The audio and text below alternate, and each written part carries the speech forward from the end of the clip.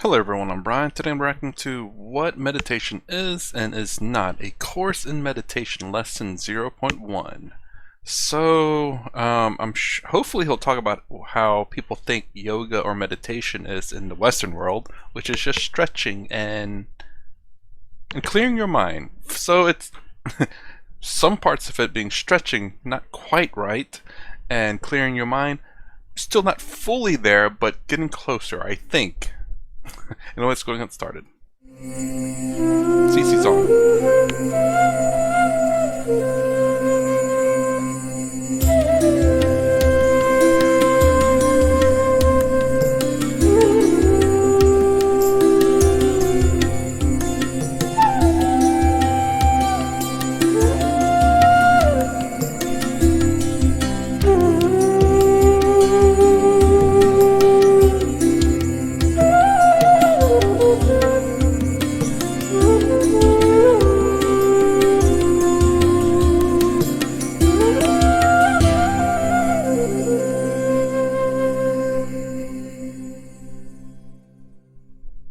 Welcome to this course on meditation.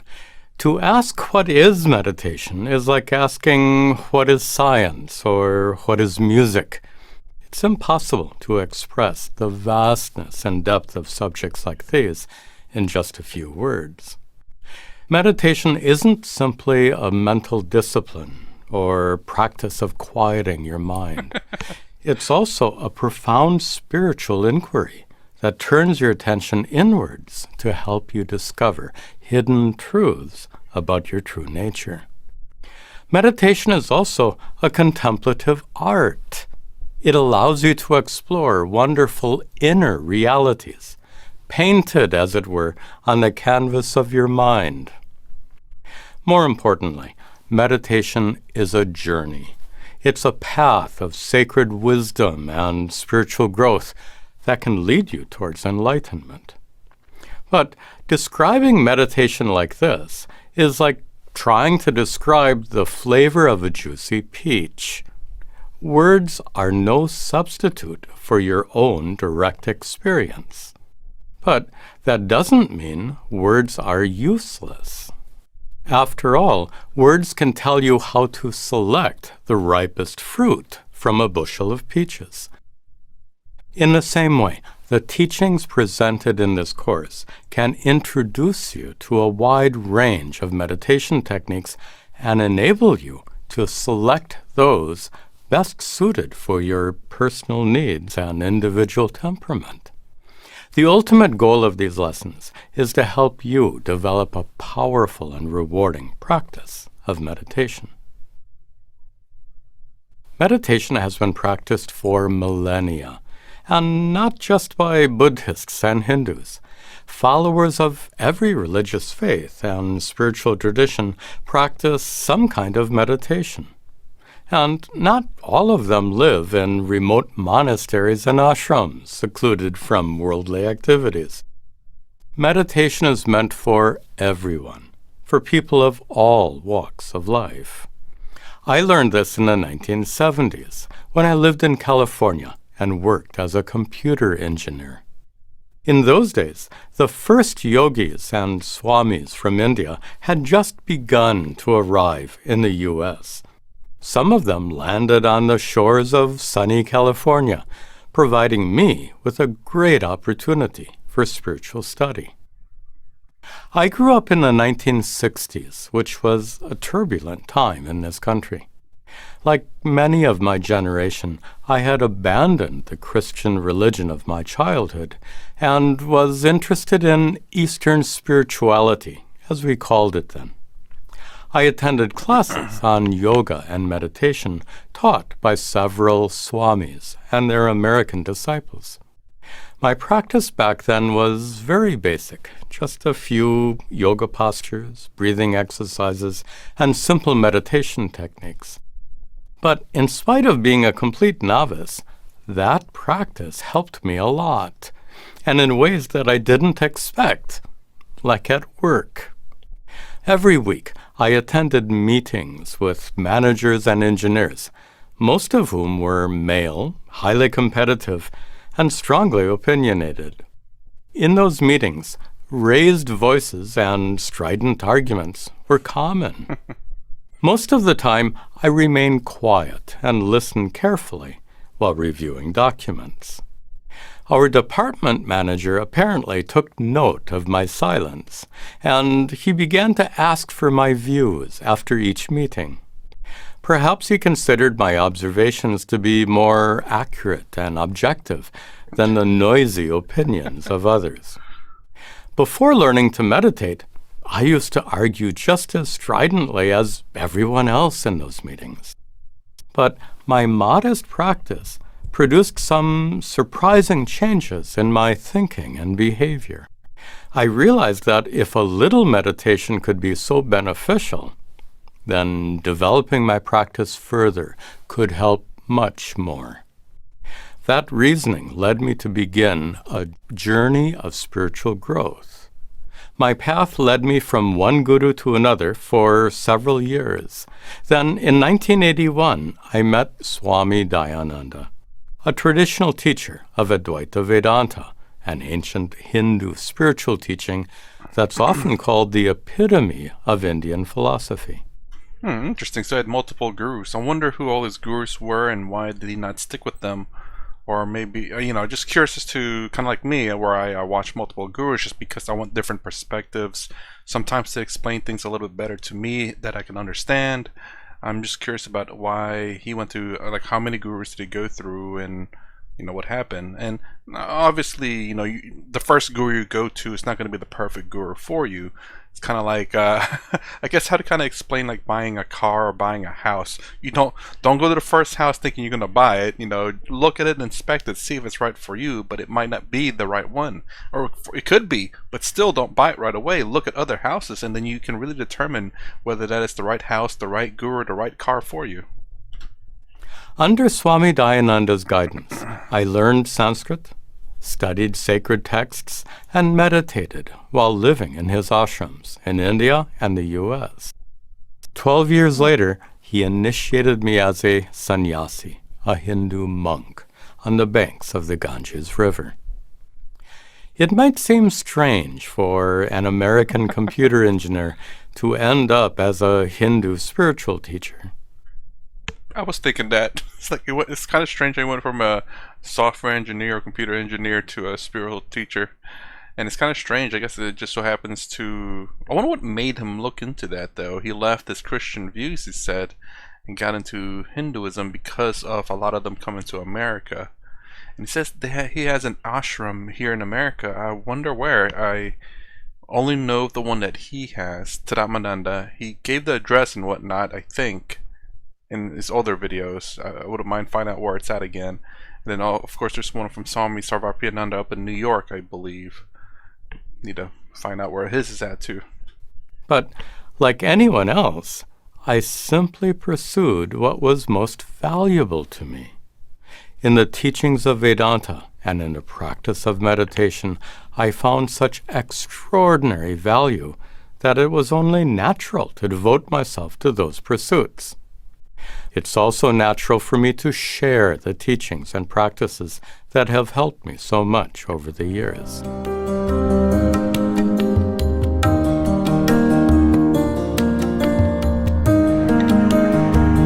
Personal introduction. Okay. What's the next one? What meditation is not? Okay. There are many misconceptions and incorrect assumptions about meditation. These wrong ideas can get in the way of proper understanding. So, before we continue, let's address some of the most common misunderstandings. Many people seem to think that meditation is just emptying the mind, making it silent or blank. But in the majority of meditation techniques, you actually engage your mind in a specific activity, like mentally reciting a mantra or observing your thoughts. And you can't do that with a silent mind. Some people assume that meditation is basically a way to experience bliss. Meditation can certainly make you blissed out, as they say, but that experience lasts only until you open your eyes. Besides, there's so much more to be gained than a few moments of bliss. Sometimes the goal of meditation is described with overblown language as being a supreme, ecstatic, transcendent state of superconsciousness. Descriptions like these seem like attempts to make meditation appear fascinating and highly exotic. But to me, these words sound more like the jargon and hype you find in television commercials. We don't need advertising. We need clear and correct guidance.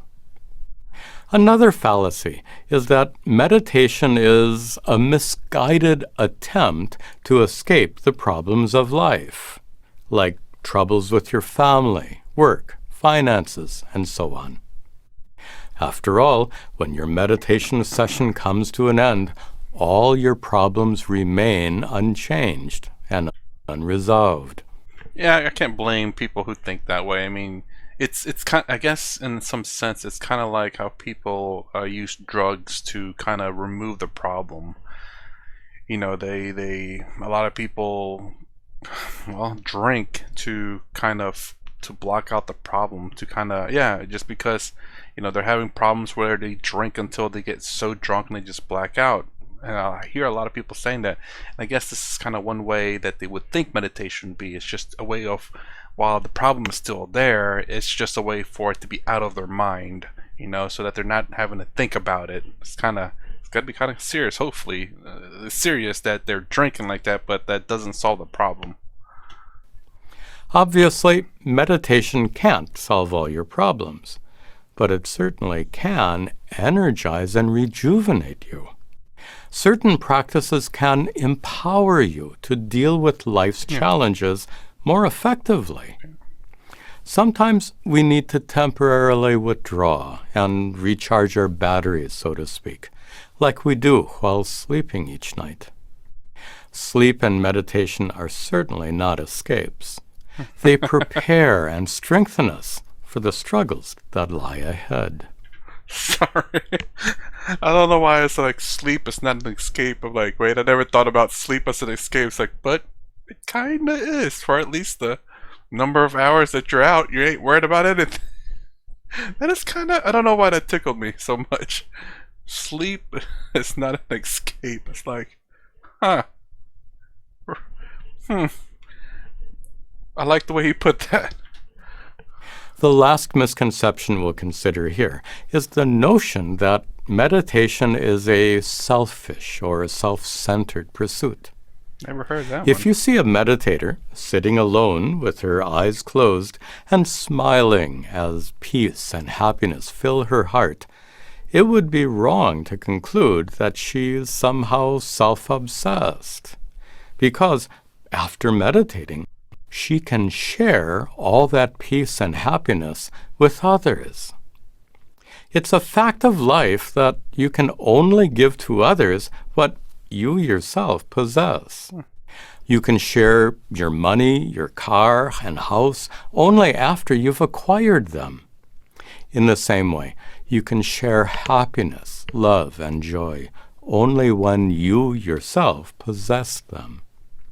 The more inner peace you discover in meditation, the more you have to share with others. This principle has a dark flip side. Anything undesirable that you possess can also be shared with others. For example, when you get a nasty cold, you might very likely give it to friends and family. Or if you're in a really bad mood, those closest to you will probably get affected by it. And if your heart is full of anger, hurt, or sadness, all that will get passed on to others, whether you want to or not. Meditation can't help you avoid a cold, but it can help free you from dark moods and negative emotions. In this way, meditation can enable you to share the best of yourself with others in your life. In the next lesson, we'll discuss the ancient origins of meditation and the different practices that evolved over the centuries.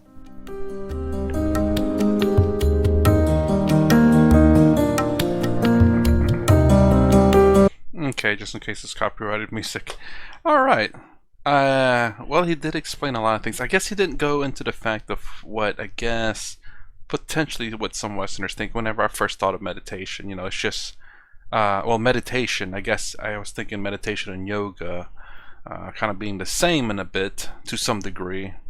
Meditation more of like clearing the mind. So he did in fact get to what I thought people in the West thought of, and what I thought of is just people clearing their minds so they can think clearly in their emotions, kind of to clear the mind of just unnecessary noise so they can think clearly, clear their emotions so they're not affected by it, in a sense like they don't have them anymore. Not that it's still there, but they're just observing it.